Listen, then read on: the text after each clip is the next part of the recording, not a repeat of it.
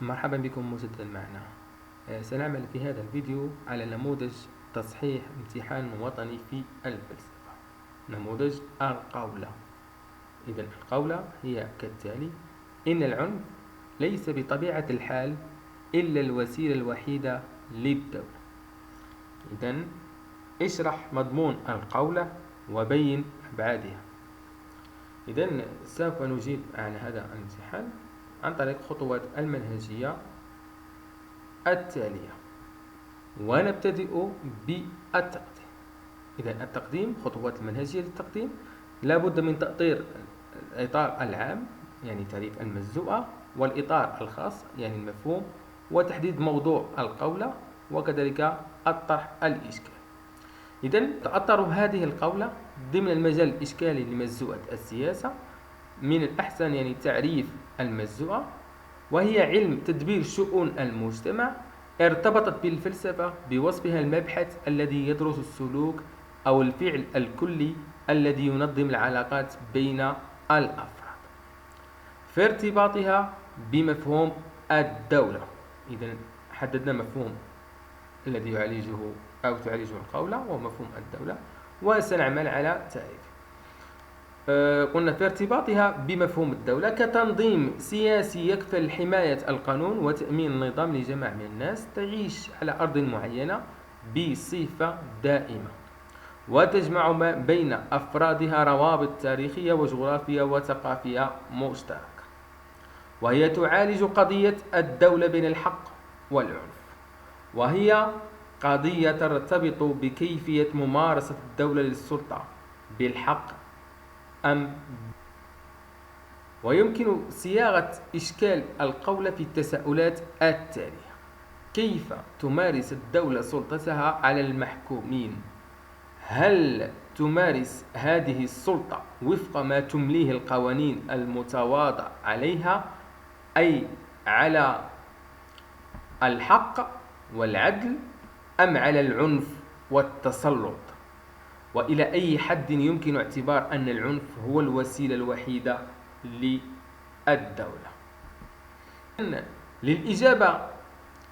للإجابة على الإشكالات السابقة نجد أن القولة وظفت مفهومين أساسيين هما مفهوم الدولة باعتبارها تنظيم سياسي المتمثل في مجموعة من المؤسسات والأجهزة المرافقة لها التي تهتم بتدبير الشأن العام، في حين يشير مفهوم العنف سياسيا إلى استخدام القوة استخداما غير مشروع وغير مطابق للقوانين المتفق على. العلاقات القولة والعلاقة التربط بين المفاهيم هي علاقة تكامل وترابط، وهذا ما تنطبع عليه أطروحة القولة التي مفادها أن العنف هو الوسيلة الوحيدة للدولة، وهي تحتكر ممارسته عبر أجهزتها الخاصة.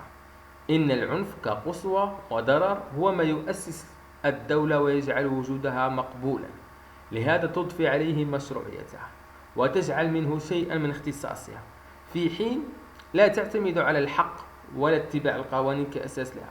فالعلاقة بين الدولة والعنف هي علاقة حميمية، لكون العنف هو الوسيلة التي تتميز، وبالتالي فيمكن تعريف الدولة من خلال الوسيلة التي تقوم بها والتي تتجلى في العنف المشروع.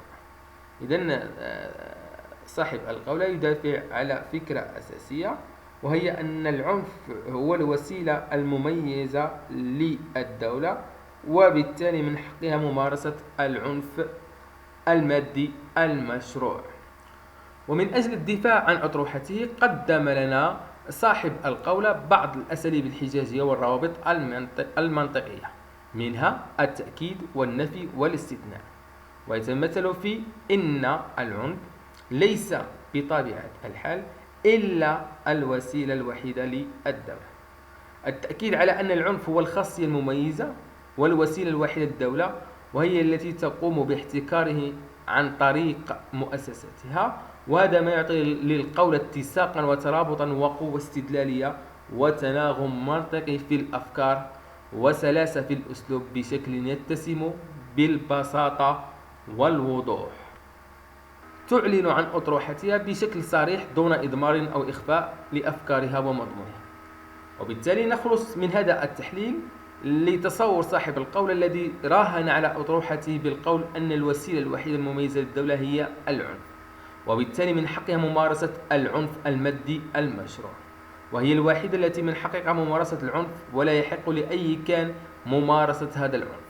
لكن إلى أي حد يمكن قبول هذا التصور؟ هل هناك مواقف تؤيد أو تخالف هذا التصور؟ للإجابة عن هذه الإشكالات نستحضر زمرة أو مجموعة من الآراء المؤيدة والمعارضة لأطروحة صاحب القولة. فهذه الأطروحة نجد لها تبرر في بعض التيارات الفلسفية، ومن المؤيدين لهذه القولة نجد تصور ماكس فيبر الذي يرى أن العنف هو ممارسة طبيعية للسلطة من طرف الدولة المعاصرة كمجموعة بشرية تسعى بنجاح إلى احتكار واستخدام العنف المادي والرمزي من أجل ضمان السلطة. هذه السلطة لا تسمح لأحد بممارسته سواها. فهل يمكن القبول بهذا التصور كحل إشكالية سلطة؟ وهل العنف هو السمة المميزة الوحيدة لسلطة الدولة؟ ألا يمكن أن نجد لسلطة الدولة مسارا إنسانيا يقوم على الحق؟ إذن ركزنا هنا كموقف مؤيد للقولة هو موقف ماكس فيبر، وكذلك يمكن أن نضيف موقف ميكيافيلي الذي يؤكد هو الآخر على أنه يجب على الدولة أن تستخدم العنف والقوانين بحسب المصلحة والضرورة. إذن مقابل هذا التصور يمكن استحضار موقف فلسفي آخر والذي عالج الموضوع من زاوية أخرى، ويتعلق الأمر هنا بالفيلسوف سبينوزا الذي يرى أن الغاية من تأسيس الدولة ليست السيادة أو إرهاب الناس وجعلهم يقعون تحت نير الآخرين، بل هي تحرير الفرد من الخوف بحيث يعيش كل فرد في أمان بقدر الإمكان، أي أن يحتفظ بقدر المستطاع بحقه الطبيعي في الحياة وفي العمل دون إلحاق الضرر بالغير. فليس العنف إذن في نظره الطريقة السليمة لتسيير دواليب الحكم، لأن الدولة تعرف بالسلطة لا بالعنف، لأن السلطة لها طابع التنظيم لا الفوضى. إذن موقف سبينوزا هنا يؤكد لنا بأن الغاية من تأسيس الدولة ليست السيادة أو إرهاب الناس، بل تحريرهم من الخوف والعنف عموما، لأن سبينوزا يجسد كذلك موقف العقد أو أصحاب التصور التعاقدي الذي هو في حد ذاته مكسب حضاري أو أساسه الاتفاق والتمكين. هنا كذلك يمكن أن نستوقف جاكلين روس التي تؤكد على أن أساس الدولة الحق والقانون وفصل السلط، فالفرد غاية وليس الدولة، وهذه الأخيرة سوى وسيلة لخدمة الفرد، وبالتالي يجب نبذ كل أشكال العنف والإرهاب. إذن جاكلين روس اعتبرت أن دولة الحق هي ممارسة معقلنة لسلطة الدولة يخضع فيها الحق والقانون إلى مبدأ احترام الشخص وضمان كرامته الإنسانية.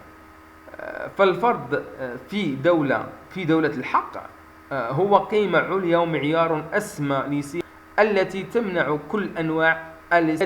كل أنواع الاستعباد والاضطهاد التي قد يتعرض لها. إذن أساس الدولة الحق والقانون وفصل السلط باعتبار أن الفرد غاية وليس وسيلة، وبالتالي هي ترفض كل أشكال العنف والإرهاب التي تمارسه الدولة تجاه الأفراد أو تجاه المواطنين عموما. إذن يتبين مما سبق الطابع الإشكالي لموضوع القولة، إذ ينفتح على عدة رؤى ومقاربات.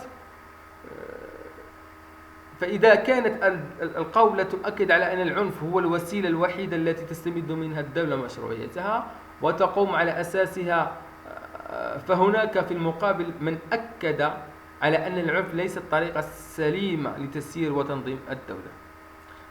أما فيما يتعلق بموقفي الشخصي فإنه يتماشى مع الموقف إذا اختيار موقف الذي يتماشى مع أو الذي تراه أنه الأقرب إلى الواقع أو المعيش، لأنه الأقرب إلى الواقع المعيش، فواقع الحال يشهد. وهنا يمكن أن تستشهد بمثال من الواقع أي دولة عموما مدى ارتباطها بممارستها الحق أم العنف. إذن إعطاء مثال من إذن كان هذا مجرد نموذج تطبيقي لامتحان وطني سابق حول منهجية تحليل ومناقشة قولة فلسفية. شكرا لكم ومع السلامة.